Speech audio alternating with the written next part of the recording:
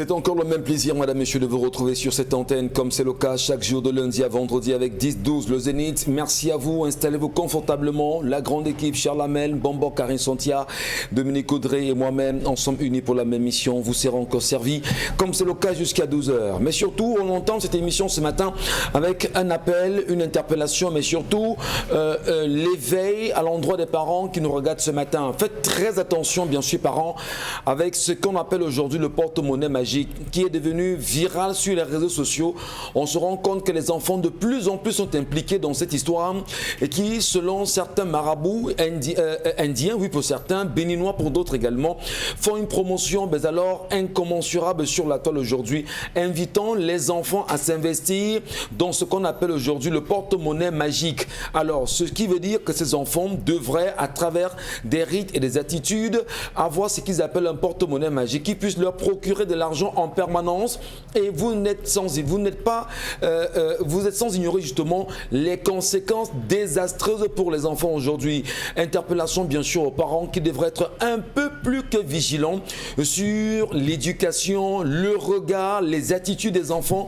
Pour beaucoup qui sont dans les lycées et collèges aujourd'hui, le phénomène est devenu viral. On le disait encore il y a une semaine exactement à Kribi, des enfants ont encore été impliqués dans cette histoire et des morts s'en suivent au fil du temps. C'est assez grave, interpellation importante ce matin, que les parents soient de plus en plus éveillés.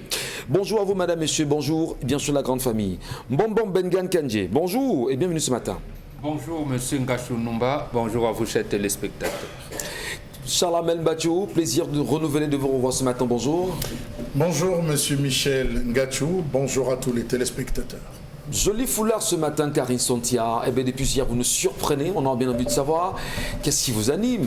Bien vêtu ce matin. Bonjour à vous. Bonjour Michel Ngachou et bonjour aux téléspectateurs. Je ne sais pas s'il y aura des fans qui vont adorer, mais nous on aime déjà.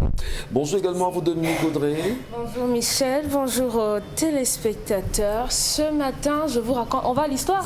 J'aurais bien voulu savoir si vous avez donné un tout petit peu de votre astuce à Karine, parce que là, on est tombé littéralement amoureux de ce que vous nous faites ici. Hein. Non. Vraiment. Merci beaucoup. Merci Dites à les vous. choses clairement. Dites qu'elles sont en train de se bamtouiller. Merci beaucoup. En fait, il est question de montrer aux femmes qu'on peut être belle autrement. Oui, et Oui. vous êtes très belles d'ailleurs les filles. On peut rester belle en restant dans ses racines. Oui, faisons plaisir en Bombo, d'accord? Non, non. On peut être belle en retournant chez nous. Voilà, merci beaucoup. Allez, tout de suite l'histoire de ce matin, Dominique. Alors, l'histoire de ce matin nous conduit en Colbison, c'est dans la ville de Yaoundé, où nous est rapporté l'histoire de cet homme-là qui a sensiblement 45 ans par là et qui raconte qu'avec sa femme, dès le départ, c'était le rêve. Lorsqu'il a épousé cette femme-là, il a été marqué par la forte personnalité de cette dernière et il s'est dit, waouh, si une femme peut être aussi déterminée, aussi forte, aussi présente, franchement, c'est mon idéal féminin. Alors, il a tout fait. Il a conquis le cœur de cette dame, il l'a épousée et ils ont eu 6 enfants. Malheureusement, nous dit le monsieur, mal lui en a pris quand il s'est rendu compte qu'en fait, ce qu'il prenait pour une force de caractère était en fait de mauvaises habitudes, de mauvaises attitudes de cette femme-là. Parce que toutes ces années de mariage, je vous dis, le premier enfant âgé de 26 ans, toutes ces années de mariage, il a eu une femme qui, au fil des années, tous les jours, chaque jour dans la concession, dans le quartier, c'était des chamailles avec le bailleur, c'était des bagarres au quartier avec des voisines à cause du commérage. C'était tous les jours des histoires de nourriture qui avaient mal tourné. Donc cet homme, tellement déçu, à plusieurs reprises, dit-il, a essayé de ramener sa femme. Mais celle-ci n'a pas voulu comprendre. Conséquence, il s'est retrouvé dehors et il a rencontré une autre femme avec qui il a décidé de cheminer en même temps que la première. Et il a dit à sa femme, j'ai tout fait pour que ça fonctionne entre nous, mais malheureusement, tu n'as pas voulu changer ce comportement qui m'exposait, qui a continué à m'exposer au vu et au su de tout le monde. Et ben, moi, j'ai trouvé une autre femme qui est respectueuse, elle est posée, elle est travailleuse, elle est entreprenante. Il a trouvé le courage de le dire? Oui, il le lui a dit. Et là, je serai avec vous deux. je serai avec, mais sache que je reste là parce que mes enfants sont encore très jeunes. Donc depuis 3 ans, cet homme mène, disons-le, une double vie. Il est avec sa femme et il va de temps en temps voir l'autre jeune femme qui a su lui redonner du sourire. Sauf qu'il y a quelques jours, alors qu'il était chez sa femme, la mère de ses 6 enfants, elle lui a servi à manger. Et par le plus grand des hasards, elle a vu celle-ci en train de mettre une sorte de poudre dans son repas. Et ce jour-là, oui, le monsieur, par le plus grand des hasards, hein, certainement grâce à la Providence. Et ce jour-là, il n'a pas mangé, il est simplement parti de là. Il est rentré et depuis lors, il n'arrive plus à dormir. Les questions qui se posent sont celles de savoir est-ce qu'il n'a pas déjà ingurgité des choses ? Parce que ce jour-là, il a vu, mais est-ce qu'avant, il n'en avait pas déjà consommé? Qu'est-ce qui peut bien expliquer ce geste de la dame? Quelle est la symbolique derrière ce qu'elle a voulu mettre? Est-ce qu'elle voulait le tuer? Il a quand même mangé? Non, il n'a pas mangé. Est-ce qu'elle voulait le charmer? Vous-même, vous ne mangerez plus. Est-ce qu'elle voulait simplement le charmer? Et comment se comporter avec les 6 enfants? Parce que s'il décide de partir, il prend le risque de ne certainement plus voir ses enfants. Donc, comment on gère alors ce genre de situation? À qui voudrait partir, l'homme ou la femme? L'homme. Parce qu'il a vu celle-là lui mettre les trucs dans la nourriture. Voilà. Et il revenait parce qu'il avait ses enfants. Donc maintenant, il veut savoir comment est-ce qu'on fait dans ce genre de situation. Et nous saluons bien sûr les Africaines qui nous regardent ce matin, les Africaines qui nous regardent ce matin, les Camerounaises qui nous regardent également ce matin. Est-ce qu'elles se reconnaissent dans l'histoire restituée par Dominique Audrey? Est-ce qu'il y a des histoires comme ça autour de vous? Eh bien, nous saluons également les hommes qui nous regardent ce matin et qui apparemment auraient eu des histoires similaires. Comment aviez-vous géré en réalité cette histoire? Et si c'était vous qui n'avez jamais connu monsieur ou madame, c'est quoi votre avis? Laissez-nous bien sûr vos avis, vos commentaires sur la page Equinox TV pour vous qui nous regardez en direct sur Equinox TV, bien sûr sur les réseaux sociaux, sur Facebook, ou encore en nous laissant un message à 10-12 le Zénith, bien sûr, toujours sur Equinox ce matin. Madame, Monsieur, comment décrypter et mieux la comprendre l'histoire? Devrait-il rester avec cette femme ou pas? Et surtout, que faire des enfants dont il risque bien sûr de se séparer et qui semble effectivement poser un problème sérieux pour lui, Dominique Audrey? Qu'est-ce qu'on peut dire à cet homme? Quel conseil peut-on lui donner? Quelle orientation? Qu'il parte. Et il abandonne les enfants? Il ne va pas les abandonner, il s'occupe des charges en ce qui concerne ses enfants. Il essaye le maximum d'être présent, mais qui ne partage plus sa couche avec cette femme-là, qui ne partage même plus de siège avec cette dame parce qu'elle est à même de le tuer. De le tuer. Malheureusement, aujourd'hui, les femmes, en se mettant avec les hommes, ne savent pas quel genre d'homme elles décident d'épouser. Il y a des hommes qui n'aiment pas le bruit. Et malheureusement, cette femme-là, c'est une boucantière. Elle est tout le temps en train de faire le bruit. Aujourd'hui, au Cameroun, nos quartiers sont remplis de femmes tellement mal apprises, tellement qui manquent, comme on dit généralement, d'éducation de base, qui fait qu'une femme normalement constituée ne devrait pas à un certain âge se retrouver en train de se chamailler. Je veux dire que c'est tellement moche à voir une femme qui est en plein carrefour en train de s'insulter avec une autre. Ça ne ressemble à rien. À rien du tout. L'aspect selon lequel oui, l'homme lui dit qu'il aperçoit la femme en train de tenter de mettre quelque chose dans sa bouffe, mais... C'est juste, ça découle de ce qu'il a fait partir. Il est parti pourquoi? Parce qu'elle voulait le charmer, c'est ça? Oui, certainement, pour qu'il reste, pour qu'il n'aille plus voir l'autre. C'est tout. Et c'est de la faiblesse. Si on veut conquérir un homme, on n'a pas besoin d'utiliser du charme. Je veux dire que le corps de la femme en lui-même, la femme en elle-même constitue déjà un charme. Vous n'avez besoin de rien, même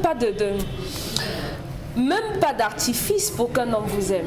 Vous pouvez rendre un homme follement amoureux de vous. Ou bien un homme peut rendre une femme follement amoureuse de lui sans artifice.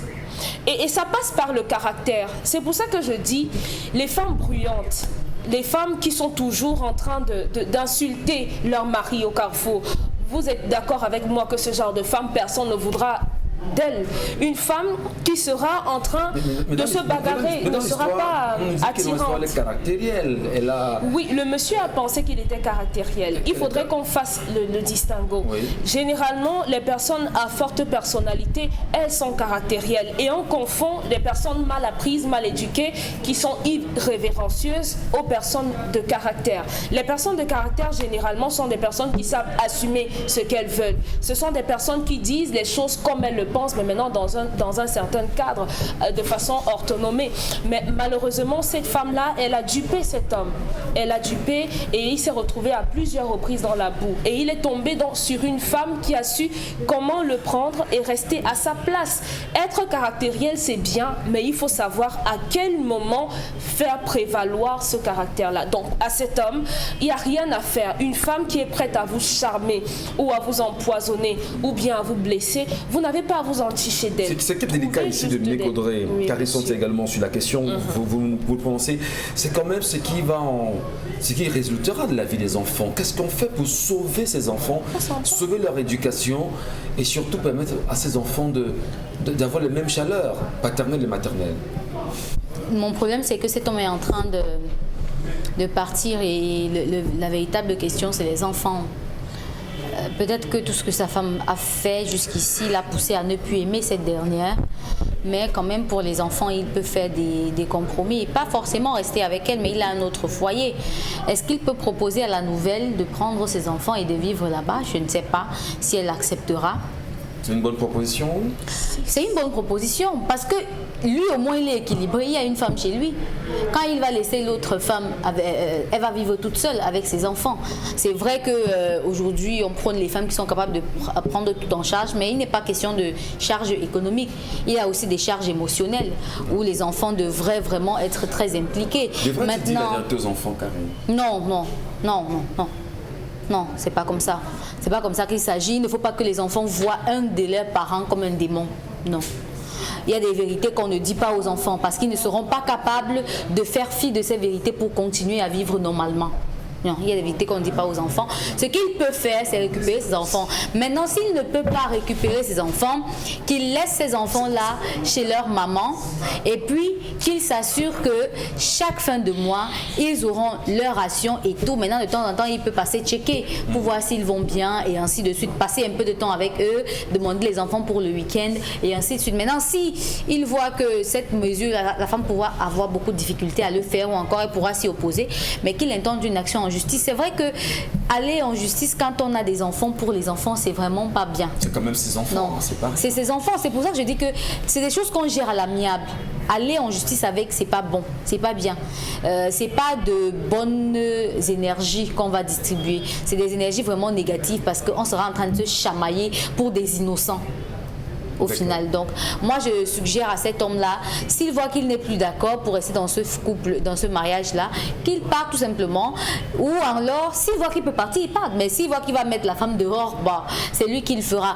Maintenant, il a vu sa femme mettre de la poudre dans le repas. Pourquoi ne l'a pas stoppé là-bas? Il ne l'a pas stoppé là-bas net. En disant, qu'est-ce que tu mets? Mais dans l'histoire quand même, parce que quand on la prépare, on peut savoir que l'homme c'est quelqu'un de très réservé. Oui. Est-ce que c'est pas son caractère qui nous trahirait ici? Vous voyez qu'ils ont des caractères différents. Chacun a un problème avec le caractère de l'autre.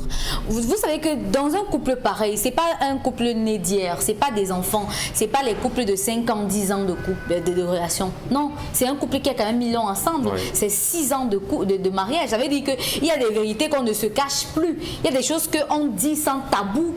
Donc il aurait pu casser ça là en disant que mais qu'est-ce que tu es en train d'ajouter? Ça aurait pu être du poivre en poudre qu'elle ajoutait. Il aurait su comment. Mais il est parti avec la vérité. Il y a des choses que mieux en bas là que de revenir plus tard.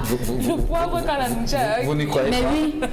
Mais oui. Vous ne croyez pas de le sel en cachette? Le sel, on le met quand la nourriture est cuite. Il y a des gens qui le mettent quand la nourriture est cuite. Je suis pas là, je suis dans la chambre, je lave les mains. Tu me mets le sel. Il voit. Et je vois. Il était dans la chambre. Et je me suis même pas encore servi. Ça veut dire qu'il a 4 yeux. Non, logiquement, il était dans la chambre et en revenant, il trouve la bonne dame en train de faire sa sale besoin. Justement, je te demande. Mais je te demande de goûter le repas. Il a choisi de ne pas manger, hein. Oui, et je dis bien, je laisse, tu sers, maintenant je te demande de goûter le repas ou alors de manger avec moi. Mais c'est comme ça se passe. Pour qu'elle sache que tu sais. Parce que quand tu pars comme il est parti là, elle ne saura pas que tu sais. Pourtant, il peut lui dire, voilà, je sais ce que tu as fait. Pour qu'elle se sente coupable, vous ne pouvez pas vouloir faire ce genre de choses. Est-ce que c'est pas la déborde le vase au point où le monsieur ne pouvait plus rien dire? Quand ça déborde le vase, on parle. Maintenant, même si on va partir, qu'on parle. Pour que si cette femme veut recommencer sa vie, qu'elle sache au moins pourquoi vous êtes définitivement parti. D'accord. Cher Lamel, je ne sais pas. Ici sur ce plateau, une fois, a fait une proposition qui était extraordinaire pour les femmes en leur disant vous n'avez pas besoin de charmer vos maris, simplement pour garder votre maison, qu'on sache qu'il y a une présence féminine, brûler un vêtement. Je n'ai pas oublié l'histoire. Ah, vous avez retenu ça? J'ai pas oublié. Brûler un petit vêtement et le parfum s'est répandu dans la maison. Et ce matin, on s'est dit, on imagine le nombre de vêtements qui seront brûlés dans les maisons ce jour. Ben, est-ce qu'on a besoin forcément en tant que femme ou même en tant qu'homme de séduire son vis-à-vis par des pratiques malsaines si jamais elle est avérée ici que cette dernière a souhaité charmer son homme? Est-ce que c'est une pratique vraiment qui a sa place aujourd'hui? Alors, il faut dire, monsieur Michel, que une femme dont on méprise le comportement, une femme dont on doute de la continuité, on ne continue pas d'accoucher avec elle. On stoppe.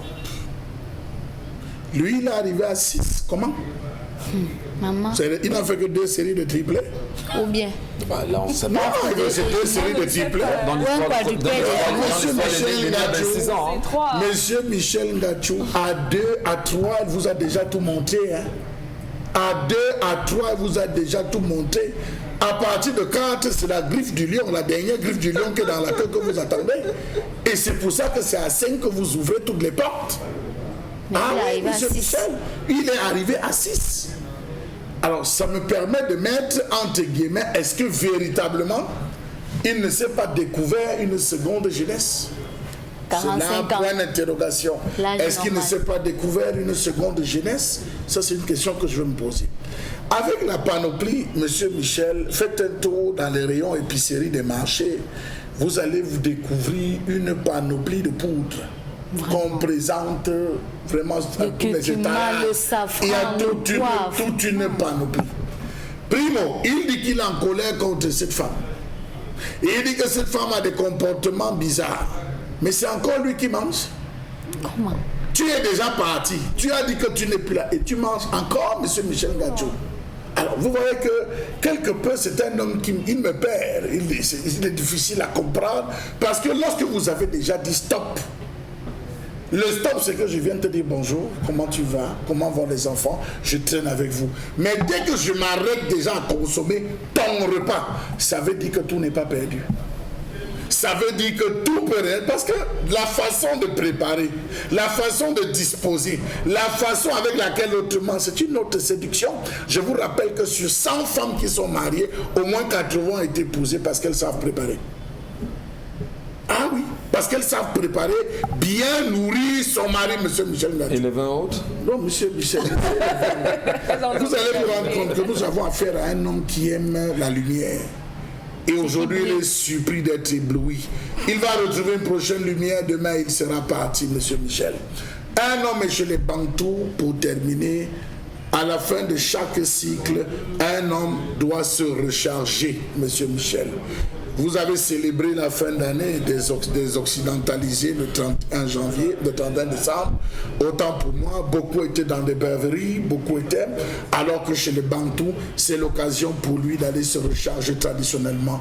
Comment est-ce qu'un Bantou peut aller à une cérémonie sans antipoison? Comment est-ce qu'un Bantou peut rester chez lui, même chez vous?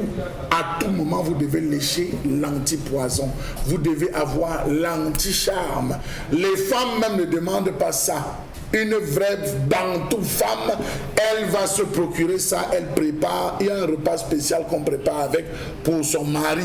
c'est en début, à la fin de chaque cycle. Parce que la valeur de l'antipoison, c'est 6 à 1 an, monsieur Michel Ngacho. On le donne, quel que soit ce que vous prendrez, que ce soit charme ou tout, vous allez revomir à l'immédiat. Vous allez régurgiter, monsieur Michel Ngacho. Non, je vais dans le sujet pour dire que... Pour qu'on comprenne très bien, en fait, Charles Hamel, il y a donc des antipoisons. Il y a des antipoisons, il y a des anti-charmes à leur mari. Oui, que la femme qui aime son mari. Avec son consentement. Non, monsieur Michel, elle prépare, mais il y a des condiments qu'on met. Par contre, comment vous appelez ça, l'amour de nuit, le sexe dans la nuit, les couches de nuit, les femmes connaissent. Il y a des repas spéciaux qu'on prépare en utilisant certaines feuilles que vous partez ou le roi des herbes, vous allez acheter et tout. Non, je dis, les femmes sont censées le savoir. Mon mari est trop facile. C'est bien dommage parce que je donne le sentiment que nos sœurs ne sont plus parfaites. Mais je dis, mon mari, mais vous savez que nos mamans connaissaient, on avait des papas, excusez-moi, entre guillemets, qui étaient bordel, qui aimaient les femmes. Mais vous allez vous rendre compte qu'ils ne dormaient jamais. Parce que la maman, elle préparait anti-poison, anti-charme. Va là où tu veux. Alors, ça, c'est des choses que toute femme qui va en mariage devrait savoir. C'est comme la vaccination. Oui. Vous avez les vaccinations qu'on prend tous les 1 an, les vaccinations qu'on prend tous les 2 ans. Chez les Bantous, bon, vous le dites tout le temps, c'est une science. Lorsque le cycle finit, il y a beaucoup de choses qui en vous finissent, qui ont été réduites chaque année équivaut à une pile. Je prends ça très simplement. La pile, le temps de vie d'une pile. Lorsque vous finissez le cycle, vous êtes à vide, vous devez vous recharger. Autre chose, quand vous vous séparez d'une femme, tout est négociation, composition, discussion, monsieur Michel Ngacho. On ne quitte pas la femme en disant que c'est terminé, fiche-moi le camp, dégage. Non, monsieur Michel Ngacho. Toi-même, tu vois que ça ne pouvait pas donner. Hein. Il faut m'en laisser ces choses-là. Je vais tout m'occuper de toi.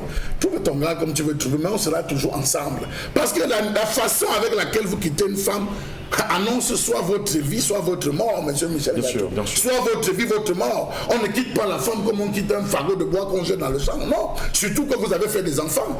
L'avenir de ces enfants, la première chose, lorsque la femme a 2, 3 enfants, elle ne pense plus à vous. Elle pense à l'avenir de ses enfants. Elle pense à protéger ses enfants. Les vraies femmes. Je ne parle pas des femmes, pas là qu'on a dehors. Les vraies femmes. Donc celle-là va se dire, hey, celle-là a pris le cœur de mon mari, c'est ce que mon mari ne rentre plus. Elle a pris le cœur du gars là, c'est ce que le gars là ne s'occupe plus, même là de baigner et n'avoir plus aux enfants. Donc l'affaire si est sérieuse. Lorsque la femme enclenche déjà son 9e démon, que l'affaire si elle est sérieuse, genre je suis en train de le perdre, vous allez vous rendre compte qu'elle aussi va développer un ensemble de mécanismes. Est-ce qu'on est arrivé à ça? J'estime que l'homme a très mal négocié. Et puis autre chose, lui se plaint, même la poussière de vos pieds, on ramasse. On fait ce qu'on veut. On fait ce qu'on veut avec monsieur. Ça. Même l'os, l'arrêt, je dis l'arrêt de poisson. Vous êtes arrivé chez vous avez mangé, vous avez abandonné. Donc il y a des choses que les gens avancent, parfois sans mesurer l'ampleur. Chacun doit être prêt. En sortant de chez vous, vous devez être prêt. Et je dirais tout simplement à cet homme, dernier conseil, repars voir ta femme. Ne coupe pas le pont. Mieux vaut une présence sans action qu'une absence, signe de séparation. Séparation. Très bien. Merci beaucoup, Charles Mbachou. Eh bien, vous aussi, madame, monsieur, vos avis sont attendus. On vous lira. Bonbon Bengans Kanje. Il y a un problème, c'est de ce matin. D'un côté, l'abandon justement du foyer parce qu'on soupçonne la femme de tentative, de charme, on va dire, incontrôlée, entre guillemets. Mais surtout, on se plaint de l'attitude caractérisée de la dame qui ne sait pas se tenir et finalement qui repousse le mari loin, bien sûr, du foyer. Comment résoudre ces questions aujourd'hui, premièrement? Et quel conseil donner à cet homme? Finalement, comment sauver surtout et surtout les enfants?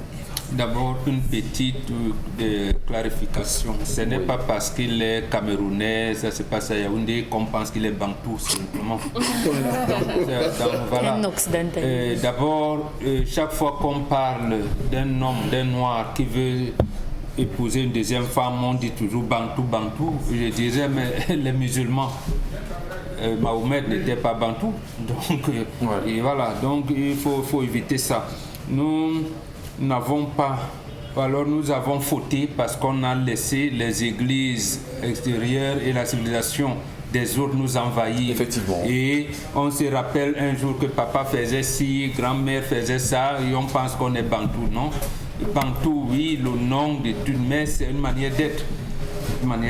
C'est d'abord ça qu'il fallait donner comme précision. Deuxièmement, lorsqu'on veut se séparer de sa femme sur le plan de caractère, on fait l'observer d'abord à deux, ensuite à la famille qui vous a amené l'épouser. Donc on se plaint auprès de la famille, de telle manière que, parce que le problème pour un Bantou, c'est pas de dire ah oui, on veut être polygame, on va. Non, il y a eu des vrais Bantous qui ont épousé des femmes qui n'ont pas fait d'enfants et sont restés avec la seule femme. Et le comportement de la famille a fait que cette maman a eu plus de bonbons que tout le monde. Effectivement. Que tout le monde. Et un de ses frères lui donne un enfant ou deux, un garçon, pour hériter là-bas, et que ses enfants n'allaient pas hériter auprès de leur famille biologique. Donc, de deux, ça veut dire que Bantou ne veut pas nécessairement dire avoir plusieurs femmes, plusieurs enfants. C'est pas comme ça. Donc on conçoit mal l'expression il n'y a des richesses que d'hommes. Il y a des richesses que d'hommes. Une seule femme, même si elle est stérile, vous êtes un bon Bantou, ça ne vous amène pas nécessairement à avoir une deuxième épouse. Maintenant, elle-même, la deuxième épouse, peut susciter que vous ayez. Et il y a eu des hommes Bantous vrais qui ont refusé d'avoir une deuxième épouse. Parce que oui.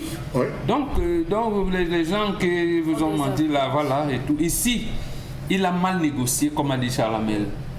Votre femme est caractérielle. Il commence à s'interroger selon l'histoire qu'il pourrait se séparer d'elle. La première chose, justement, puisqu'on compte sur l'avenir des enfants, on ne fait pas beaucoup d'enfants. Voilà. On ne fait pas, ou à la limite, on espace de naissance, de telle manière que la différence entre l'aîné et le deuxième est même de 5-6 ans. 6 ans, voilà. 5-6 ans. Parce que dans cette laps de temps, c'est pour que vous regardez si madame peut changer, si de comportement, est-ce que la famille, sa belle-mère vit encore. Donc voilà, on porte des problèmes parce qu'on a l'impression aussi que pendant le processus de la dot, on n'a pas échangé les informations. Oui. Lorsqu'on dit souvent chez nous les Bassa, donc, en fait, on dit, si tu épouses une femme épileptique quelque part, ça veut dire que tu n'as personne là-bas. Non, ça veut dire qu'en s'engageant d'épouser une femme épileptique, tu sais qu'elle peut tomber en pleine fête. Tu dis, je l'aime, je la prends. Donc, tu ne seras plus surpris. Elle a un problème caractériel qu'elle n'a pas su négocier. De deux, c'est l'homme lui-même qui cherche sa mort. Et je pense qu'il sait. C'est pour ça qu'il préfère partir. Il préfère. Or, le choix de partir chez une autre, là aussi, il a mal interprété les préceptes Bantous qui disent que l'homme Bantou vrai vit chez sa maîtresse et meurt chez sa femme. Ça aussi, il a mal apprécié. C'est pour ça qu'on vous dit qu'il faut aller à l'école. Ici, c'est un homme irresponsable. Il est pratiquement irresponsable. Mais ce n'est pas pour valider la femme, le comportement de la femme. Parce qu'on a également vu ici au Cameroun l'association des veuves joyeuses. Parce que madame telle est décédée, il faisait partie d'un moyen pour tuer une épouse et tout ça. Donc il y a des comportements déviants dans la société. Cet homme, il a creusé lui-même sa propre tombe. C'est pas comme ça que ça se fait. Et maintenant, qu'est-ce qu'il met dans l'instruction des enfants? Parce qu'il commence à s'interroger, bon, je veux partir, et les enfants, 6 enfants, va les laisser à qui? Justement, c'est sa préoccupation. Donc, en fait, c'est ça, donc le sens de l'irresponsabilité. Qu'il retourne à la maison? Qu'il retourne à la maison? Absolument. Et qu'est-ce qu'il fait de la tentative de charme qu'on a semblé lui donner? C'est simple. Jusqu'à preuve de contraire. C'est simple. Même lorsque l'homme ne tenait plus, ne pouvait plus tenir dans les relations, c'est la femme, elle a le condiment pour mettre dans des temps. Donc si la femme veut te tuer, elle va te tuer. Elle va te tuer. Donc il suffit d'un de négocier. Nous avons par exemple le Kamdik. Bon, voilà. Quand l'homme commence à baisser, voilà, au niveau de sa virilité, on met un peu dans une sauce, je vais dire dans un bouillon, ça se mange dans le bouillon. Voilà, un petit bouillon, tu manges. Et ça le révèle à point. De la même manière, quand tu sens, parce que quand tu vis avec 6 mois avec une femme, elle te connaît au détail. Comment cette femme, ça lui a échappé, peut-être comme disait Charles Hamel, elle était portée sur les enfants, elle a oublié l'homme. Ouais. Mais quand tu sais que l'homme commence à manifester ça, bon, vous prenez un habit que vous avez porté 3-4 fois, une semaine, vous brûlez dans la maison simplement. Donc voilà, il reste. Voilà, vous n'avez rien à mettre dans la c'est le charme, c'est pas le charme. Et maintenant, il y a les antipoisons. Tout le temps, on vous dit revenez, on va vous montrer. Il y a plein de choses, on se promène avec et tout. Et même, j'allais dire, nous avons les ingrédients pour empêcher. Moi, j'en ai fait de l'expérience dimanche passé. Ah bon? J'ai dit à certains de mes frères, bon, quand vous irez à la cathédrale, là, vous allez dormir là-bas, même la messe n'allez pas partir. Ils ont donc donné un élément à tête et refusé à certains autres. Bon, ceux qui sont entrés à la cathédrale sont rentrés, ils ont écouté tout. Mais ils étaient surpris que les autres dorment. J'ai dit, on suce votre énergie là-bas. Or, je leur ai dit, quand vous entrez, ne vous asseyez pas ici, asseyez-vous plutôt. Mais quoi qu'il arrive, les dispositions de la cathédrale sont telles qu'on vous suce l'énergie. Mais pour éviter donc ça, même si vous vous asseyez devant le prêtre, vous le regardez comme ça. C'est même lui qui va fuir, il va baisser la tête chaque fois. Non, ce n'est pas de la sorcellerie. Voilà. Donc, le Bantou a des éléments scientifiques, puisque c'est lui, il vit en harmonie avec la nature. Comment vous pouvez donc venir perturber la nature? Lui qui a créé l'harmonie avec la nature, vous voulez le perturber? Toute la question, bien sûr, Bengan Kenji. Merci à vous, madame, messieurs. Dans un instant, c'est la colère, signé Charles Mbachou.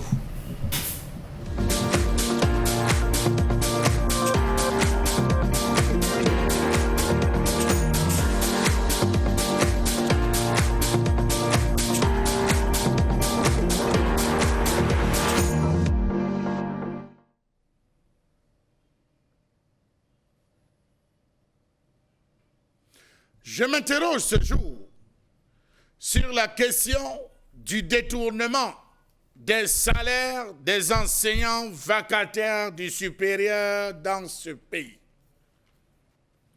Ils attendent depuis 3 ans, certains depuis 4 ans dans certaines universités et dans certaines facultés précisément.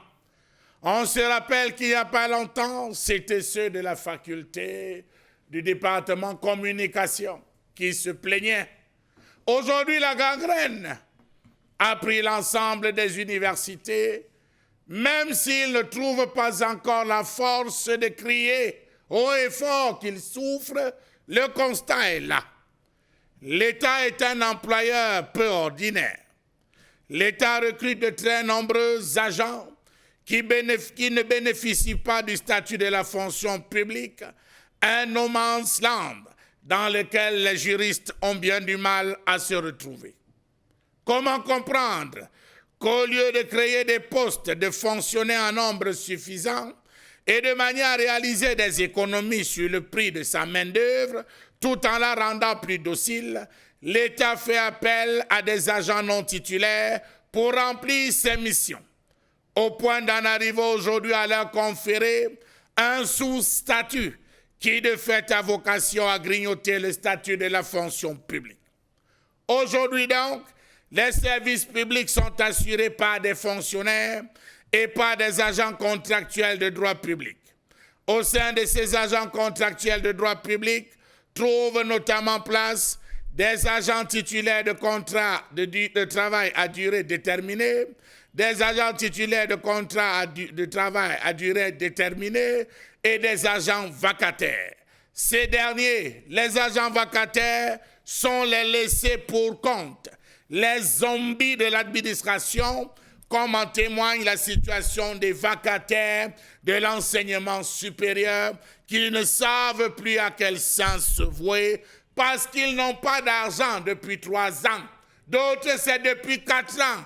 Les enseignants vacataires, les zombies de l'administration, se retrouvent entre le marteau et l'enclume. Il existe, à titre d'information dans l'enseignement supérieur, 3 grandes catégories d'enseignants. Les cours magistraux qui permettent de dispenser un savoir en termes de connaissances aux étudiants les travaux dirigés, un savoir-faire, et les travaux pratiques, une expérimentation du savoir, étant entendu que les travaux dirigés pratiques sont assurés par des enseignants du supérieur. Ces derniers se voyant placés sous la direction du chargé de cours magistral auquel de ces travaux se rattachent. C'est à ce niveau que les vacataires viennent tourner. Ils viennent tourner comme des virus parce qu'aujourd'hui, ils sont considérés comme tels. Ils sont recrutés, on va le dire, par les chefs de département qui les mettent à la disposition du doyen. Mais au moment de payer ces vacataires qui donnent on ne peut plus de leur temps, de leur connaissance, de leur savoir-faire aux jeunes apprenants, il faut donner, il n'y a plus personne. Comment comprendre que les enseignants vacataires académiques qui dispensent les cours se retrouvent à souffrir chaque mois, chaque année pour avoir leur salaire? Non, monsieur, allez voir le chef de département. Non, monsieur, allez voir le doyen. Non, ce n'est pas à nous de vous payer. Non, c'est au doyen. Non, allez au ministère, allez rencontrer le ministre. C'est le ministre qui doit débloquer votre situation. Comment comprendre que d'une faculté à une autre, les plaintes sont systématiquement les mêmes? 3 à 4 années de salaire impayés. Les réseaux avancés sont les mêmes. Les caisses sont vides.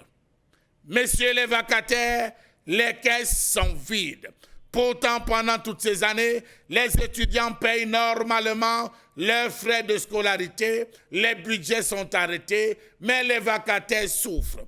Qui détourne les salaires des enseignants vacataires du supérieur? Telle est la question qu'on est appelé à se poser aujourd'hui. L'État a-t-il donc besoin de procéder à ces recrutements?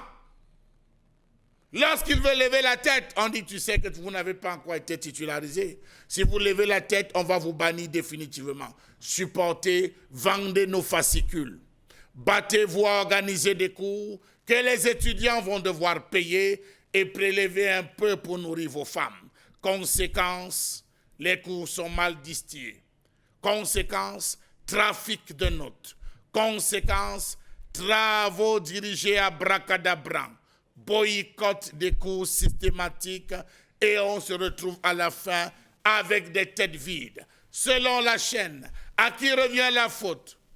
Au ministre de l'enseignement supérieur, au recteur de l'université, au doyen ou au chef de département? La question se la pose aujourd'hui. Sinon, à Yaoundé, Douala, Maroua, c'est grave. C'est grave. Les enseignants vacataires sont sur le qui-vive.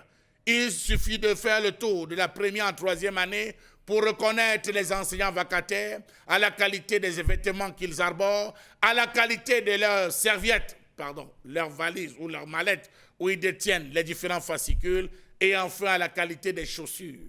Parce que là, un enseignant vacataire n'a même pas la possibilité d'acheter les acricas. Je parle des acricas au marché. Il est sur le qui-vive. Vivement que cette situation se résolve pour ces enseignants vacataires, parce que trop c'est trop. Soit on les limoge complètement, ils vont rester tranquillement au quartier, soit on définit clairement leur statut et ils perçoivent au moins ce petit pécule. La colère de Charles a même battu ce matin, madame, messieurs. Nous saluons bien sûr ces enseignants vacataires qui nous regardent. Ils sont très nombreux à prendre très vite. Ils sont très nombreux à avoir eu le parfum de cette colère exprimée par Charles Hamel. Et c'est important de le dire que c'est un moment où le bureau exécutif national du SINES, donc le syndicat national des enseignants du supérieur, est entré en grève. Et une grève s'annonçait bien sûr pour ce 8 février. Une grève qui a connu également, on va dire, un certain nombre d'échanges, de débats avec le ministre de l'enseignement supérieur. Mais qu'est-ce qu'on peut retenir justement de cela? Ça ne les concerne pas. Ils n'ont même pas accès à la salle des enseignants. Ça ne concerne pas les enseignants vacataires. Vous parlez bien d'enseignants vacataires oui, dans les universités d'État au Cameroun. Voilà. Ils sont assez nombreux quand même. Très nombreux. On compte plus de 7 à 8 000. La plupart sont même des vacataires. 7 à 8 000, monsieur. Comment ils se rendent là-bas? Comment est-ce qu'on la recrute, Charles Hamel? C'est les chefs de département qui recrutent. Et il met à la disposition du doyen. Karine Sontia. Parfois, c'est des étudiants qui ont des personnes qui ont été étudiantes dans des facultés particulières ou encore dans des départements particuliers, qui sont en thèse et qui de temps en temps font les travaux que les enseignants devraient faire. Vous voyez, au lieu qu'un enseignant vienne de dispenser un cours en présentiel, il envoie plutôt ce qui devient l'assistant de l'enseignant, il envoie plutôt le vacataire qui va le faire. Et je vous assure que ces derniers le font vraiment bien. Ils travaillent beaucoup et quand vous les voyez même au campus, ils ne sont pas différents des étudiants parce que la galère se lie à des kilomètres. En fait, ça fait que quand vous étiez étudiant et que vous voyez les vacataires et que vous les appeliez monsieur, les gens autour de vous qui ne vous connaissaient pas avaient l'impression que vous étiez en train d'exagérer.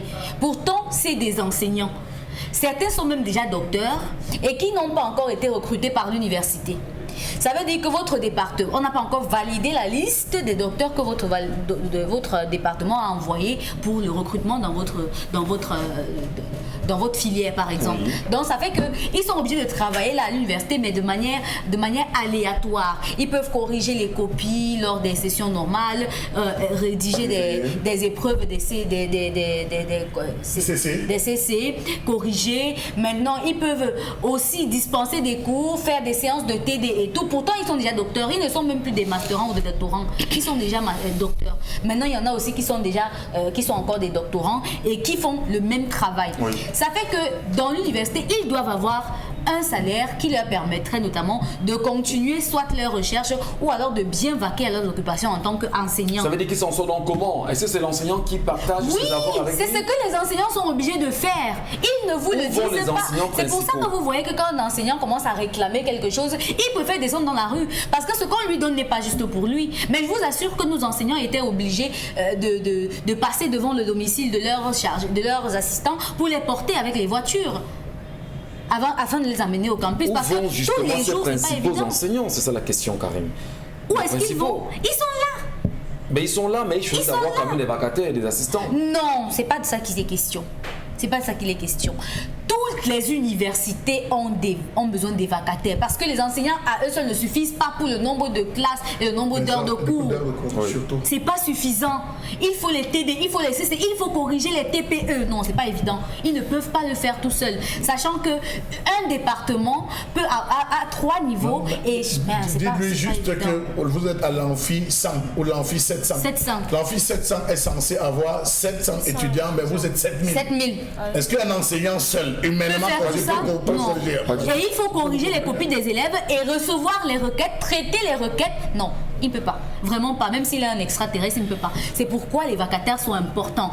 Sauf que le traitement qu'on donne à ces vacataires-là vous pousse à croire qu'en fait, on se fout même de leur présence. On les traite comme des vendeurs de pain, comme des personnes qu'on peut commissionner. C'est maintenant à ça qu'ils servent dans les campus. Hein. Ouais. Aller accompagner l'enfant je sais pas trop, du doyen ou bien du chef de département et tout à l'école, aller chercher, aller accompagner la femme de monsieur à l'école. Ils disent, venez nettoyer la bibliothèque et tout. Voilà à quoi on les réduit dans nos campus. Voilà à quoi on les réduit. Et pourtant, leur travail est vraiment primordial. On ne peut pas blaguer comme ça avec des gens qui travaillent sur l'éducation. On ne peut pas. Le pays a très peu d'enseignants dans les universités d'État aujourd'hui.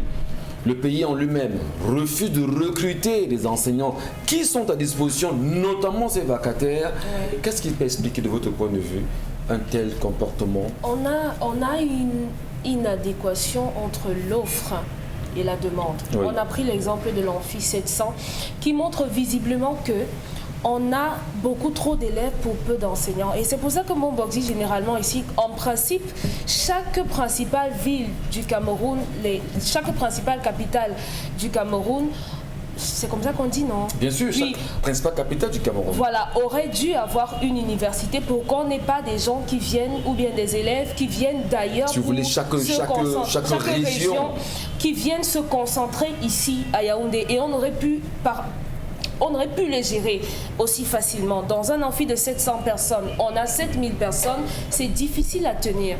Aujourd'hui, malheureusement, ces vacataires sont un peu comme les soldats.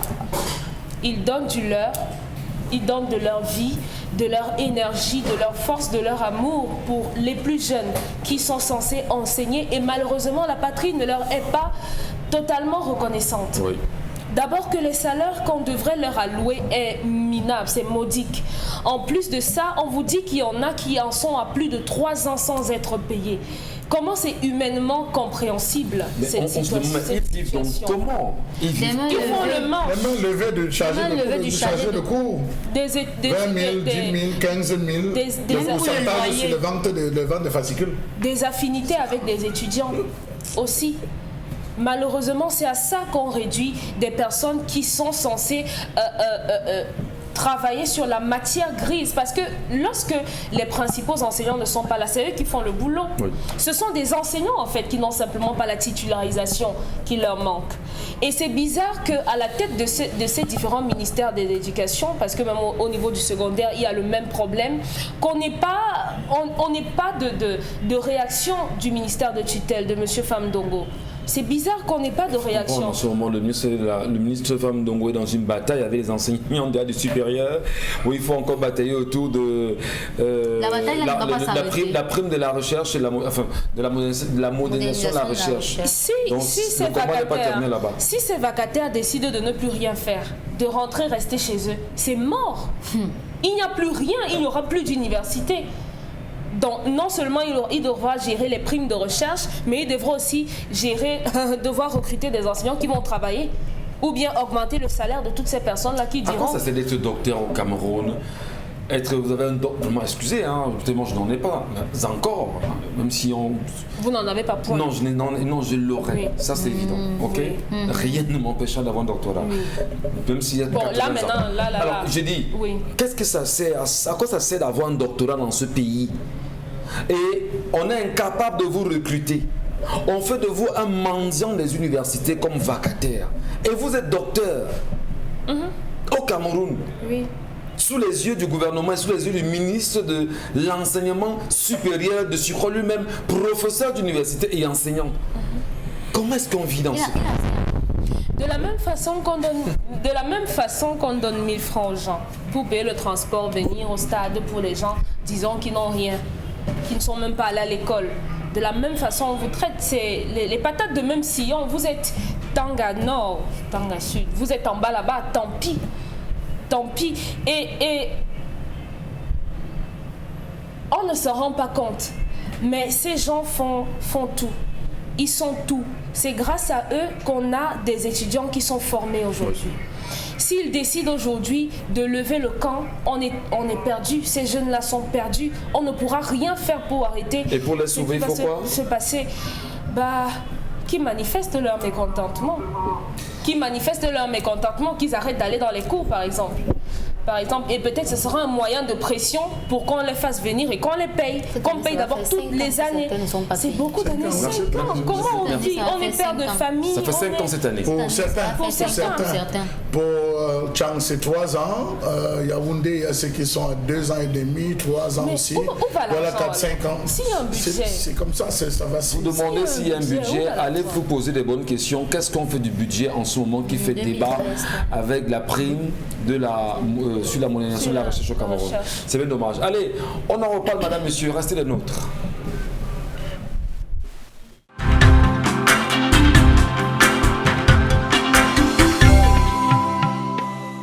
Bon retour, mesdames et messieurs. Merci encore à vous. Merci à tous de comprendre les réalités de ce pays qui nous interpelle. Qu'est-ce qui se passe exactement aujourd'hui avec, on va dire, le ministère des Arts et de la Culture? Merci à vous, madame, monsieur. Poursuivons l'émission avec vous. Et une question nous taraudait l'esprit à l'instant. Et on va faire un clin d'œil, bien sûr, à nos amis fournisseurs d'électricité. Mais dire quand même, qu'est-ce qui se passe exactement en ce moment avec le ministère des Arts et de la Culture? Un document circule en ce moment sur Internet qui fait état de ce que désormais, pour organiser tout spectacle vivant, il va falloir se référer désormais à la délégation départementale de la localité dans laquelle vous voulez faire justement votre événement.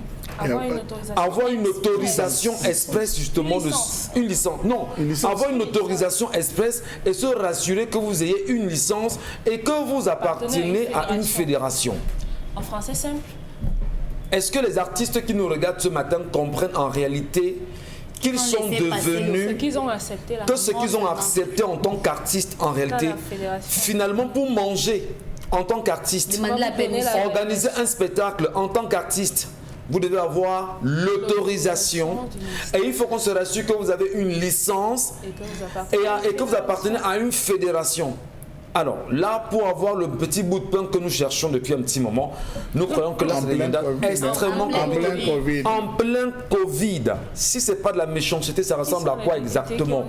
Comment peut-on laisser les artistes, qu'ils soient musiciens, qu'ils soient humoristes, qu'ils soient dans l'art, plastique, je ne sais pas, quel que soit l'art en réalité, que l'on veut contrôler les artistes à ce niveau aujourd'hui? Si on ne s'interpelle pas, si on n'interpelle pas le ministre des Arts et de la Culture, merci beaucoup pour le mot. Si on ne cherche pas à museler les artistes, resterez-vous justement tranquille, artistes. Vous qui avez accepté justement que cette loi puisse être validée auprès à l'Assemblée nationale. Il y a un an, il y a moins d'un an. moins d'un an justement. Où en êtes-vous aujourd'hui? Et ça commence. Bravo et on vous dit justement, bravo aux députés RDPC. Ils ont fait un travail formidable. Il n'y aura plus d'art. Comme le Cameroun, c'est un pays dans lequel on ne parvient même pas à s'amuser. Voilà. Désormais, bonjour le stress, bonjour l'énervement, bonjour la paranoïa, bonjour les tensions. Et là, vraiment, il va falloir forcément que les artistes, si vous nous écoutez ce matin, faites quelque chose, s'il vous plaît. Vous portez les tenues des élèves. C'est très grave. Revenons justement à la question qui nous interpelle. Un bon Bengan Kandji. Avant de faire un petit clin d'œil aux artistes, il est important de parler bien sûr de ces enseignants vacataires dans les universités d'État au Cameroun aujourd'hui, qui sont devenus des laissés pour compte en réalité, des gens qui ne comptent plus, qui ne servent qu'à laver les voitures, hein, des principaux enseignants, d'accompagner les enfants de ces derniers à l'école, madame, et ainsi de suite. Alors qu'ils sont eux aussi, pour beaucoup, des docteurs, des doctorants. Comment est-ce qu'on peut traiter l'enseignant ou le futur enseignant de la sorte dans un pays qui se veut sérieux et qui se dit être émergent, aujourd'hui? Non, mais ça veut dire qu'il y a un mensonge quelque part. Qui ment? Le gouvernement et l'État de Cameroun. C'est tout. Il ne faut pas aller chercher midi à 14h. Il y a une programmation. On a programmé pour tuer l'école au Cameroun. Et votre organisation internationale de la francophonie, qu'on appelait Agence de coopération culturelle et technique à l'époque, il a même travaillé un ancien recteur, je pense de Tabimanga. Ils sont allés là-bas, ils ont copié des choses qui sont venues placarder ici, sans chercher à savoir, à l'aménager, comme disait encore en 1971 Jean-Marc Ella, l'un des grands sociologues, il disait la plume et la pioche. Et Bassek Bakobu avait rédigé ça également, je pense en 1985, quand il parlait du maître du canton. Donc, comment l'école camerounaise doit, j'allais dire, être le produit de son milieu pour pouvoir transformer ce milieu-là. On l'a oublié. On a commencé à fabriquer des gens qui tiennent des propos dithyrambiques envers le pouvoir, c'est tout. Il faut avoir des gens qui ont des propos laudateurs et voilà, il faut applaudir.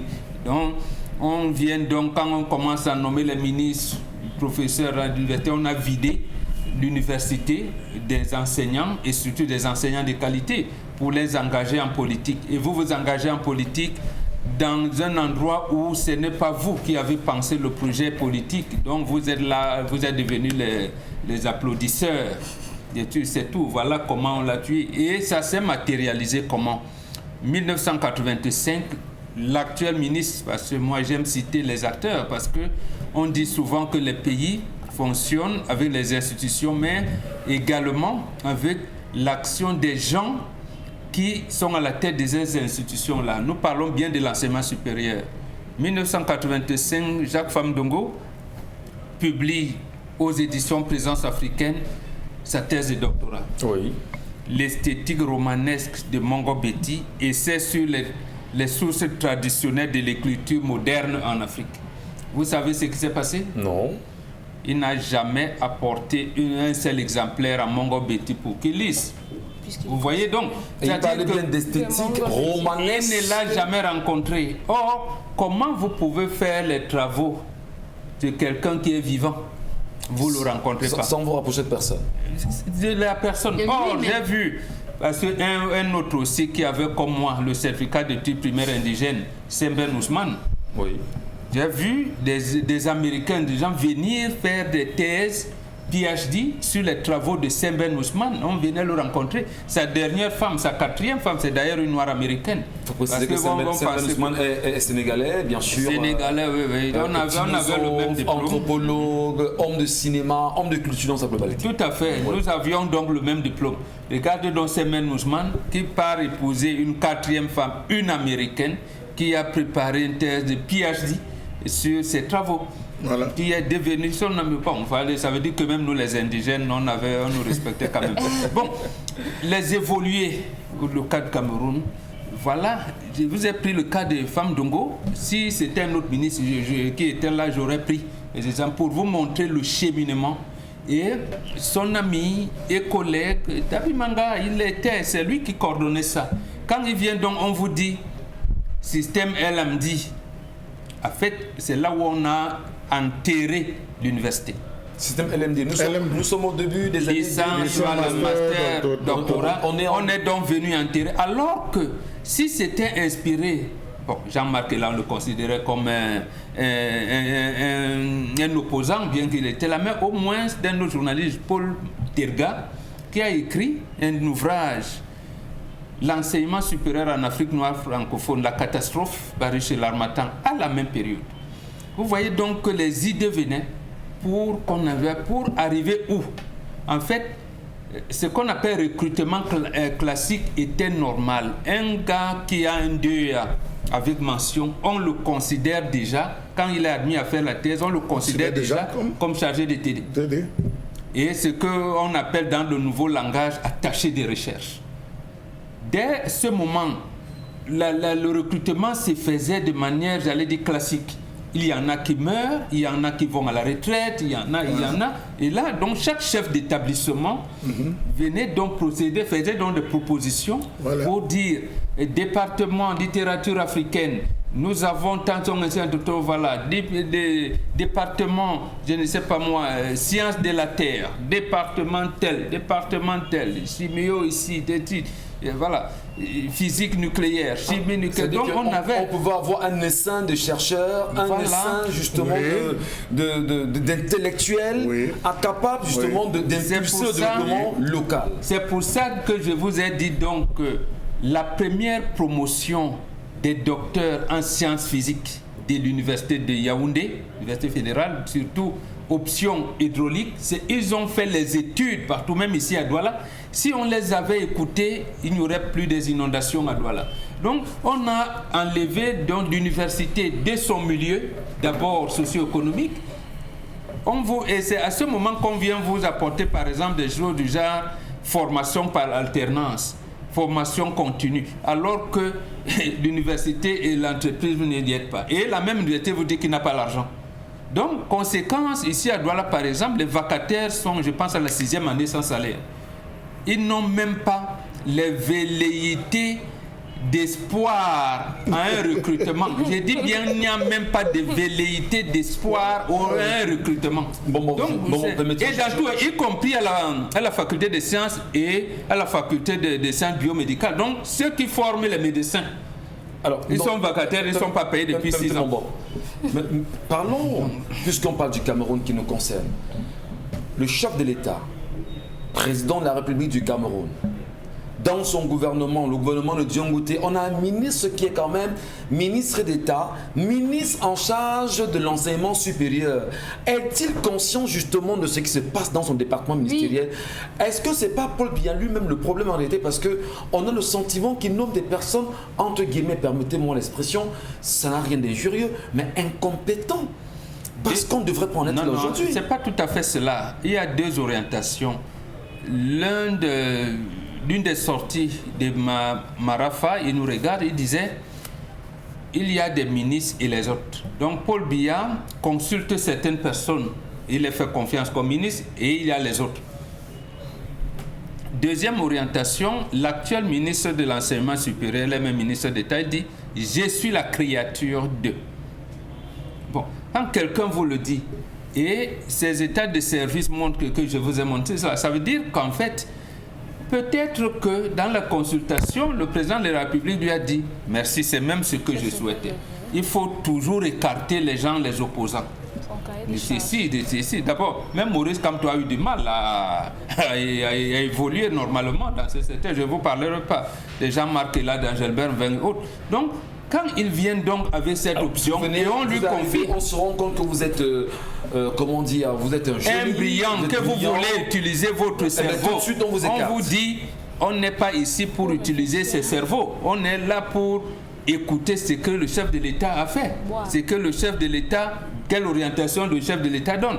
La preuve, au ministère actuel de l'enseignement supérieur, on vous dit, au lieu de lutter pour que ces anciens vacataires soient recrutés, que les agents passent, pour que ceux qui sont retenus pour les soutenances, parce que ça aussi, ça doit être là, on dit que Michel Ngatou va soutenir sa thèse de doctorat sur le charlatanisme de Bonbon Bengan. Le jury qu'on met en place, dès que vous sortez, on doit vous donner votre argent. Mais il y en a qui sont là 10 ans, on ne donne rien. Même les primes de recherche, parce qu'il y a 2 recherches à l'université. La recherche fondamentale, c'est-à-dire, vous cherchez, vous n'êtes pas obligé de trouver.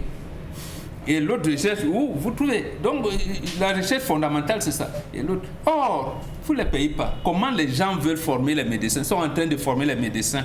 Ils sont 6 ans sans salaire. Et ils n'aspirent même pas à être recrutés un jour. Incroyable.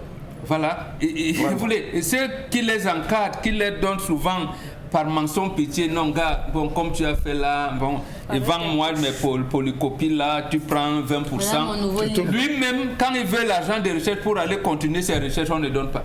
Vous voyez, c'est un peu difficile de comprendre, mais il faut... C'est un peu difficile, c'est très difficile. Voilà, il faut donc se rendre à l'évidence que le renouveau a tué l'école, en commençant par le supérieur et le primaire.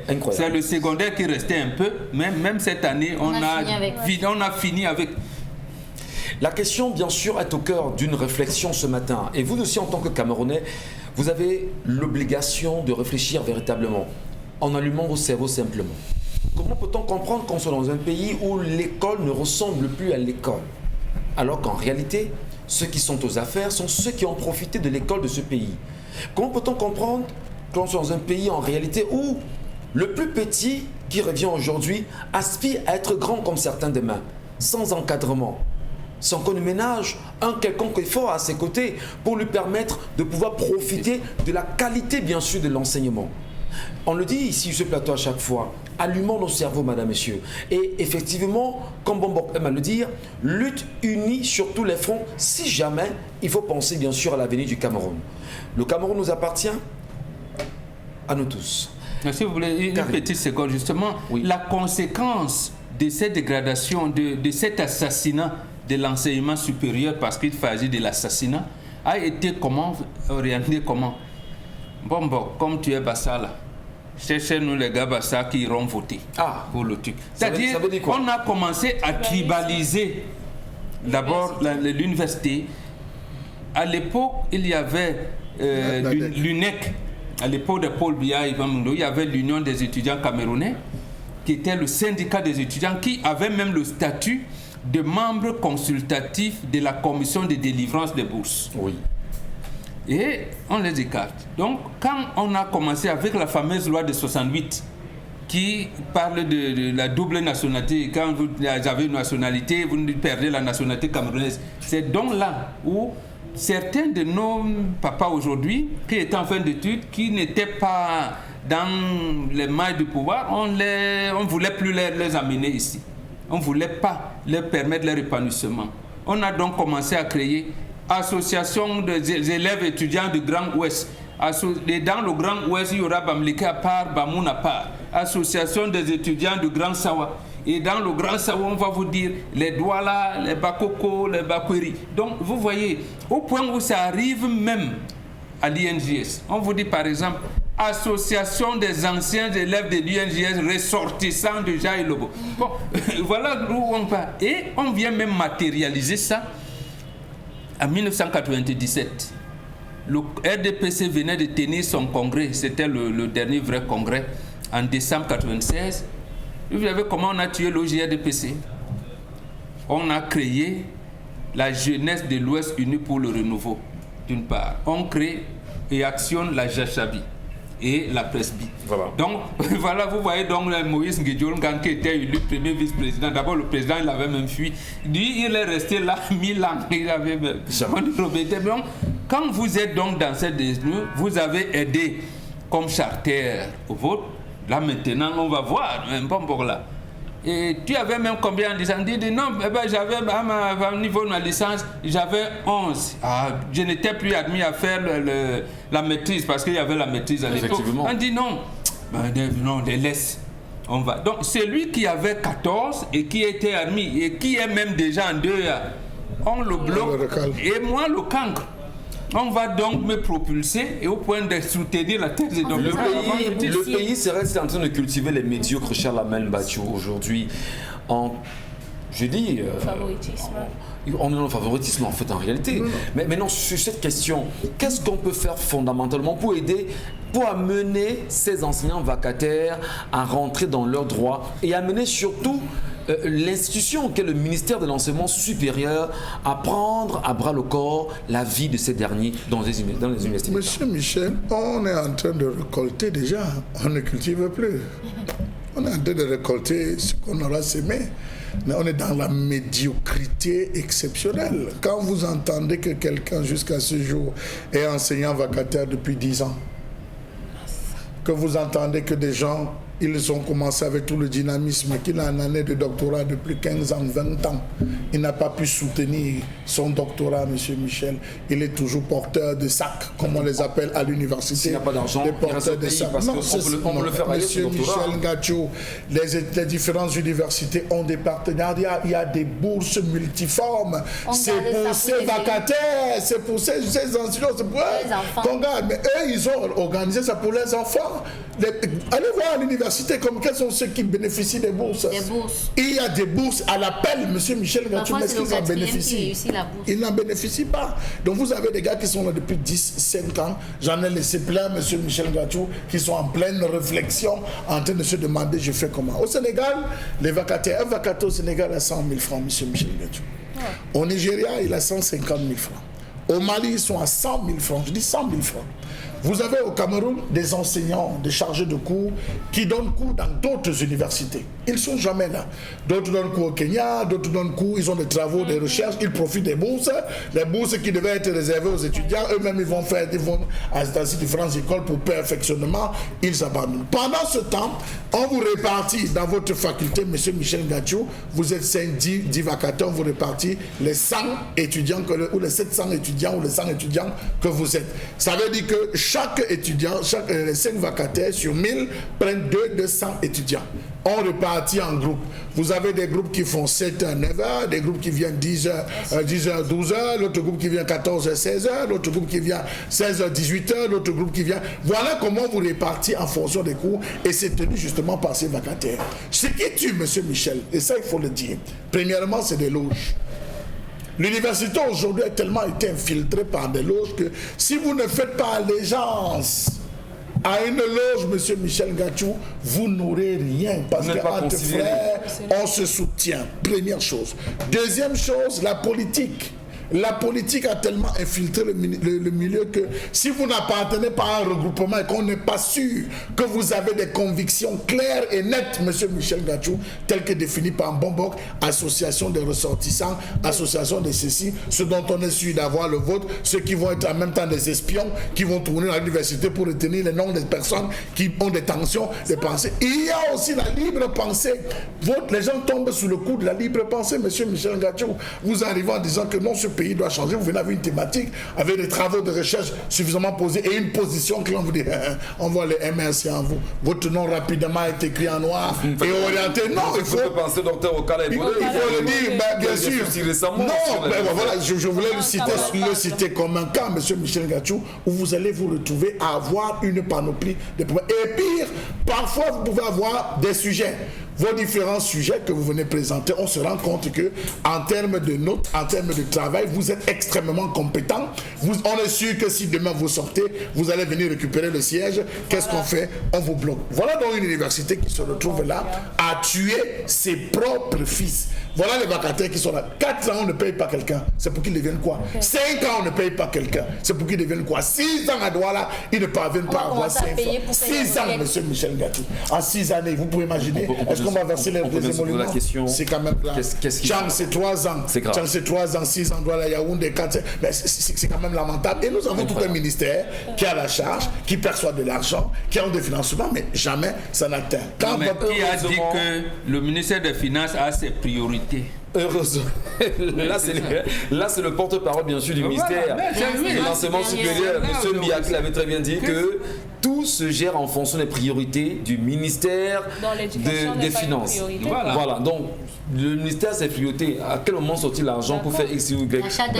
Comment expliquez-vous que tous les enseignants sont dans les postes ministériels? Qu'on les dégomme, on n'a pas besoin de professeurs. Ils nous apportent quoi? Les professeurs d'université, tous ces docteurs qui sont là comme ministres doivent rentrer dans les amphis. Merci beaucoup, M. Bachou. Allez, heureusement qu'il y a des universités en même temps qui ne sont pas comme certains.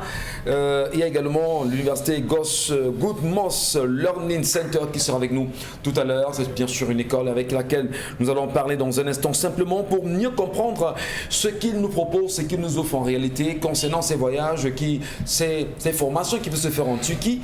Désormais, on entendra parler bien sûr ce matin.